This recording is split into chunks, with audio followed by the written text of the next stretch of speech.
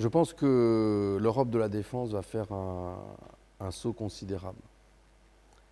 Et je, je voudrais me référer à une phrase que le président de la Commission, M. Juncker, a dite euh, devant le Parlement. Il a dit « La Roumanie n'est pas un membre fondateur, mais il peut être un membre fondateur ». Et donc la Roumanie, dans ce nouveau projet européen qui va se dessiner, doit avoir une place essentielle. Et il est clair que l'Europe de la défense va progresser. Pourquoi elle va progresser ? Parce que la réalité aujourd'hui nous l'impose. Un monde plus incertain et des menaces sur l'Europe par l'environnement qui sont claires. L'OTAN, l'organisation du traité de l'Atlantique Nord à laquelle la France appartient pleinement, a son rôle à jouer et son rôle absolument central, déterminant. L'article 5 et l'article 5. En même temps, il y a des spécificités, des besoins qui peuvent apparaître pour l'Europe. Je crois que à nier cette réalité, on court le risque d'être incapable. S'il y a une politique européenne étrangère, il faut qu'il y ait aussi une politique de sécurité. Donc ça, c'est la première justification. La deuxième justification, elle est essentielle, c'est que l'industrie de défense est un secteur économique. Un secteur économique et que, donc, des partenariats industriels sont nécessaires. L'Europe de la défense peut offrir à la Roumanie, si nous saisissons ensemble cette chance, l'occasion de nouveaux transferts d'expérience, de technologie, de façon à faire ces partenariats dont nous avons tous besoin.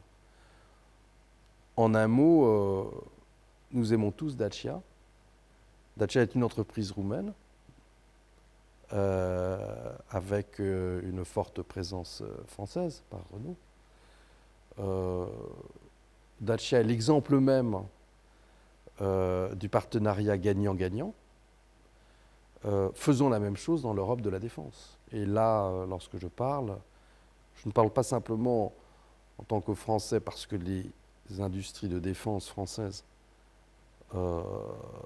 sont des industries tout à fait compétentes, mais je parle en tant qu'Européen et des besoins de la Roumanie pour rénover son industrie de défense.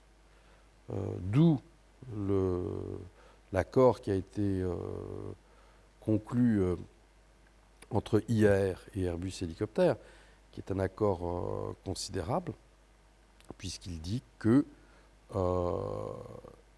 Airbus Hélicoptères est prêt à produire avec IAR